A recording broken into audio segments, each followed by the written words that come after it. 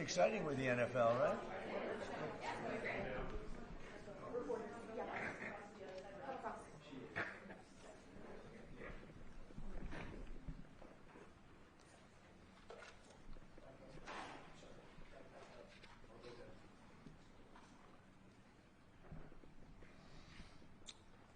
Well, thank you very much. We have some important signings today and some important statements to make about what we're doing in the world of medicine with Bobby and the group. And maybe will do something which will be very enlightening, and I think people are going to like it. But it was a little gift that's being presented. So, Will, do you want to take over? Yes, sir. So earlier today, the House of Representatives transmitted this over for you. This is a record of the Electoral College votes in the 2024 election. It shows your total of 312 votes. And the letter opener at the bottom of this framed display is actually one of the letter openers that was used to open the electoral votes during the counting. That's great. How many votes did the other side get? Less than you, sir, significantly. By how much? I don't want to get this wrong. It was 226. Oh. But the news said it was going to be the other way around, right? The news said it was going to be a lot closer. No, they said that it was going to be a lot closer than that. It wasn't close. So 312 to 226, that's pretty good. Right? Okay, that's good. Thank you. Thank them for me. That's very nice. Yes, sir. We'll tell the Speaker. We have a number of executive orders for your attention today, sir. The first relates to gain-of-function research. Gain-of-function research is a type of biomedical research where pathogens are adulterated, viruses are adulterated to make them more potent or to change the way that they function.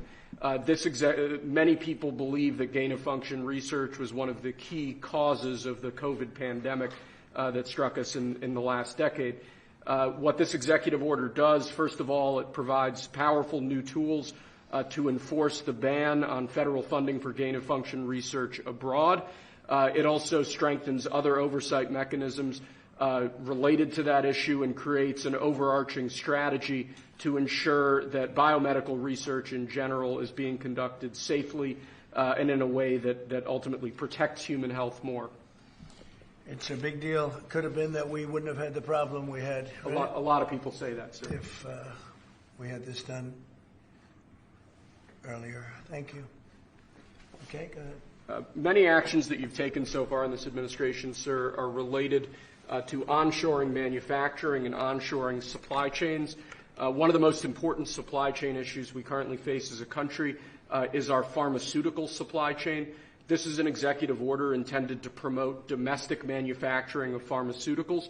It streamlines the permitting processes that go into building domestic pharmaceutical manufacturing sites. It centers a lot of the environmental permitting process, which is quite significant within the EPA, and it takes other actions designed to ensure that we're bringing pharmaceutical jobs and pharmaceutical manufacturing back to the United States of America. Okay, good. That's what it's all about, right? Very important. We're going to have a big announcement next week on some of this kind of thing, but more related to costs, the costs of medicines and drugs, because we're being ripped off, as you know, very badly, being ripped off compared to the rest of the world. Go ahead. Next, we have a series of proclamations for your attention, sir. This is a proclamation declaring National Mental Health Awareness Month. Mental health and that basket of issues has been a major priority for Secretary Kennedy since he got into office. It's been a major priority for your administration. This is just a proclamation declaring this month to be National Mental Health Awareness Month. Yeah.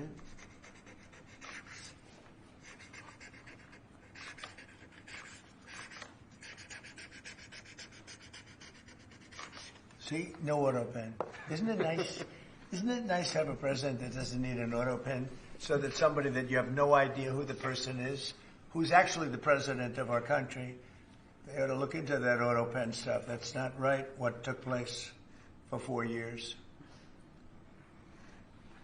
Very important. Go ahead. Thank you, sir. Next, this is another proclamation declaring this week to be National Small Business Week. As you've said many times before, small business is actually big business. Small businesses are key drivers of the American economy. Your administration has taken quite dramatic steps to improve small business, to help small businesses. This is just a proclamation that recognizes those efforts and announces the National Small Business Week. Good. And before I go any further, I'd like to just, as you see behind me, Robert F. Kennedy Jr. is doing a fantastic job. Director Jay Bhattacharya, National Institute of Health, and a very special person. I interviewed him personally. I liked him immediately. I interviewed a lot of people, but I liked him. Dr. Martin McCary, likewise, FDA commissioner, who's really in there plugging hard, right? But we have some big things coming up, and Will, everybody knows. So I just wanted to thank all of you. Vince Haley's around here someplace. Where's Vince? Vince is great. Come on up here, Vince. He should be up here.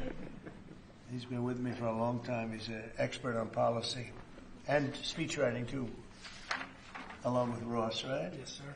So great. It's great to have you all. Bobby, do you have anything to say? We signed some very important documents having to do with health. Do you have anything to say? Mr. President, a gain of function, this is an historic day, the end of gain of function research funding by the federal government and also controls by private corporations on gain of function studies.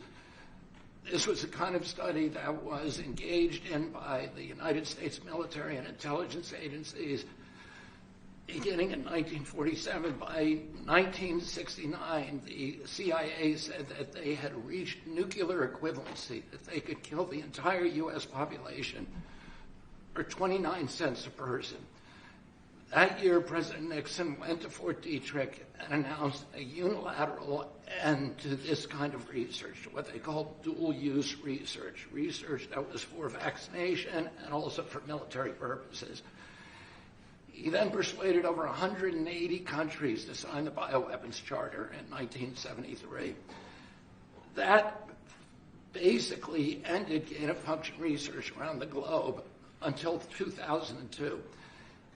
Or 2001, after the anthrax attacks, we passed the Patriot Act, and the Patriot Act had a provision, a little-known provision in it, that said that although the Bioweapons Charter is still in effect, and the Geneva Convention is still in effect, U.S. federal officials who violate it cannot be prosecuted. And that relaunched a bioweapons arms race, and that was driven by gain-of-function research. In 2014, 3 of those bugs escaped from U.S. labs, and President Obama declared a moratorium on future use, and instead a lot of that research was moved offshore to the Wuhan lab. And it launched bioweapons arms race all around the country, all around the world, so that China's engaged in it, developing all kinds of weapons using AI and CRISPR technologies that are really devastating. Russia is deeply engaged in it, Iran and many other countries. It's a kind of weapon that always has blowback. There's always bad news. And the justification for this kind of weaponry was, and these kind of research, was always that we have to do this to develop vaccines to counter a future pandemic. In all of the history of gain-of-function research, we can't point to a single good thing that's come from it.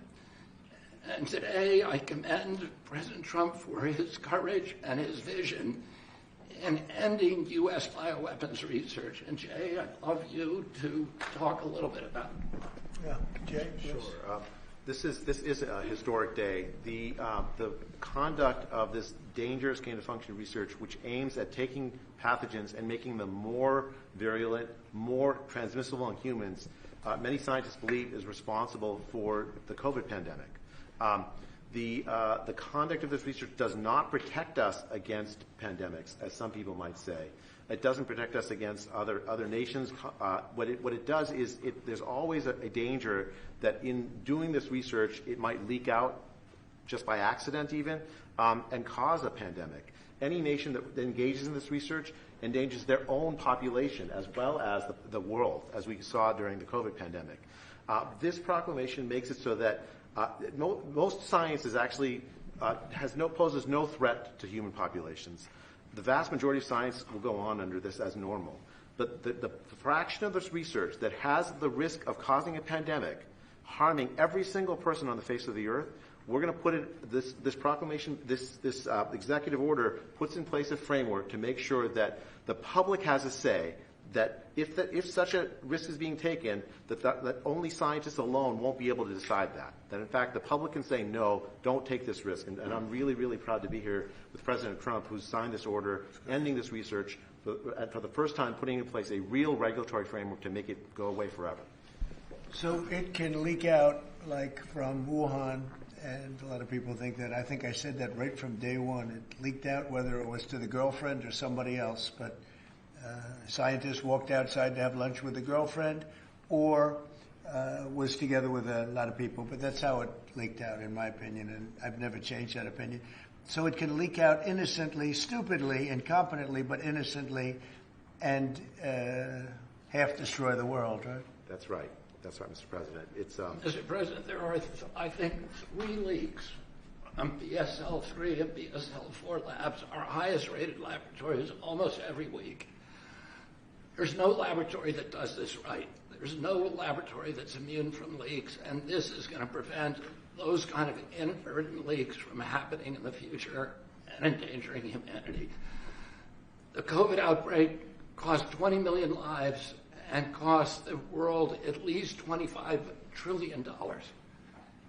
And this executive order is precaution against us being involved in that kind of research in the future. That's great.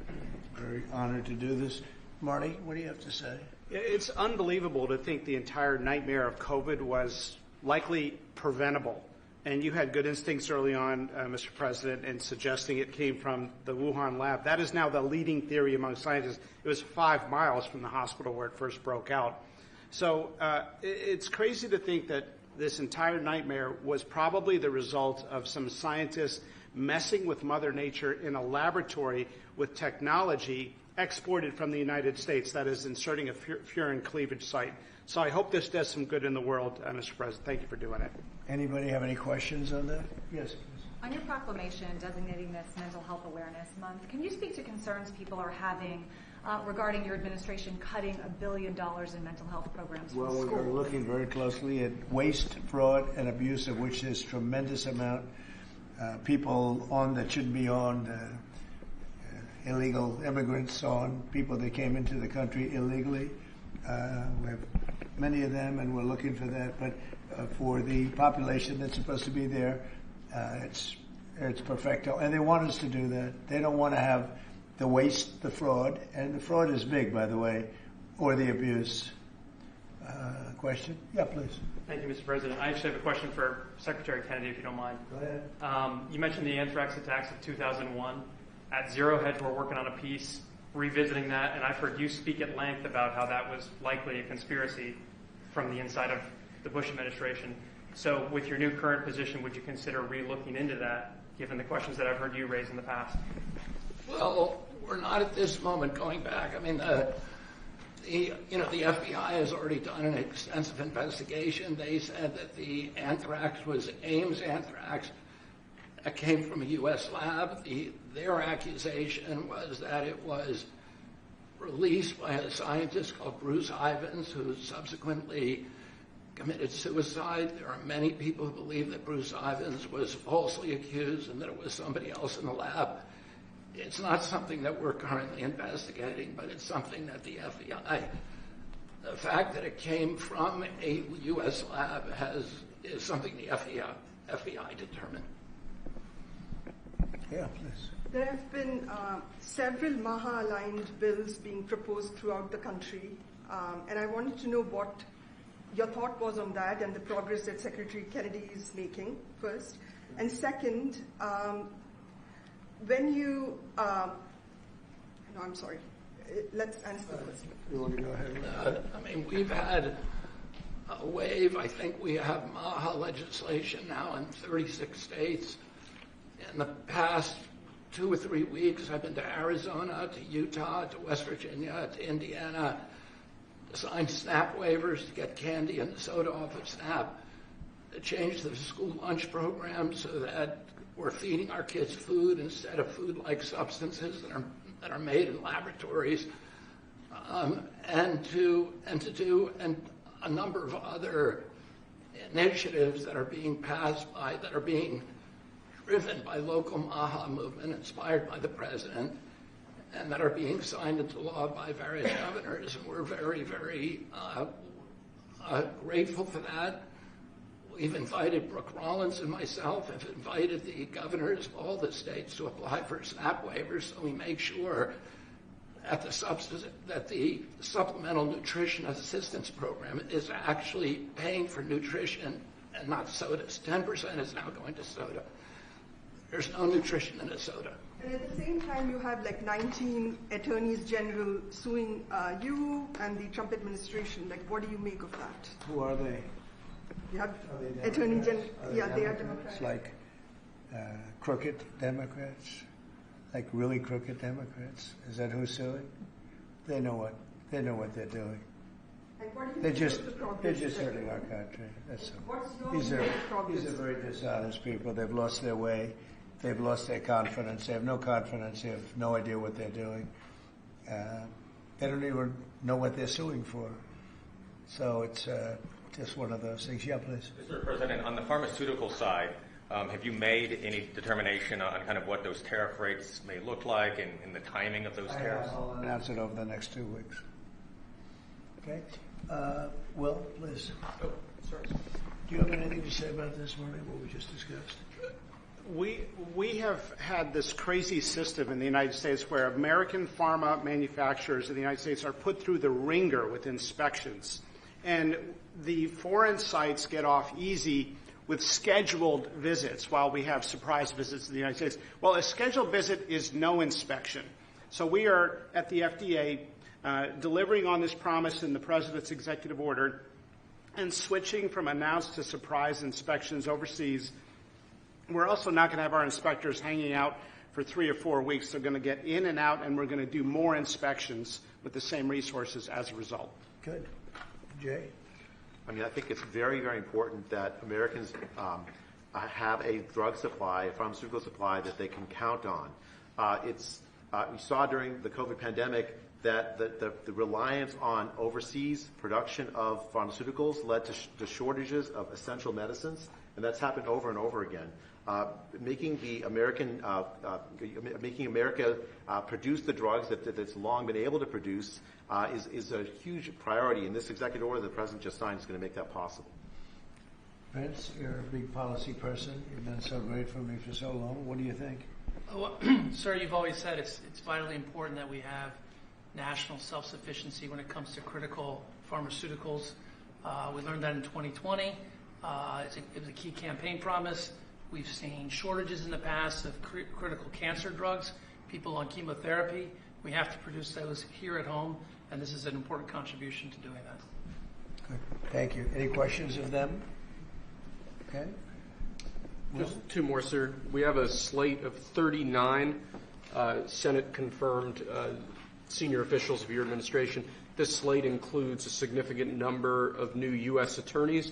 Those will be the top prosecutors in judicial districts around the country, will prosecute crime and help advance your agenda.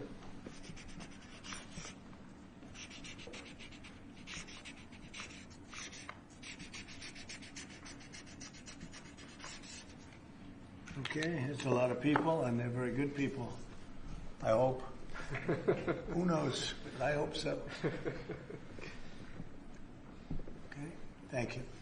And then lastly, sir, we have another proclamation. This week is National Hurricane Preparedness Week. This is an issue that's particularly important, obviously, to your home state of Florida. This is just a proclamation recognizing National Hurricane Preparedness Week 2025.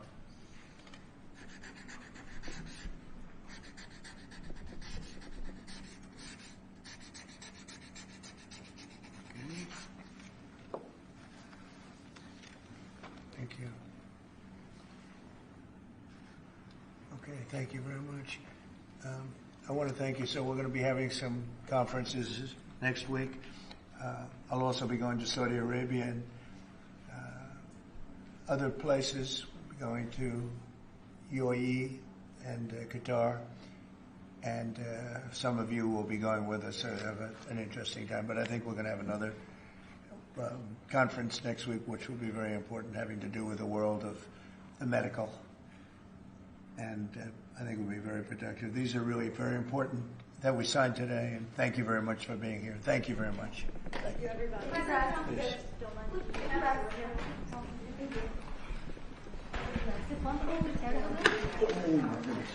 Thank you. You okay? You, sir. She's stuck. Thank you, guys. Thank you very much. You take these pens.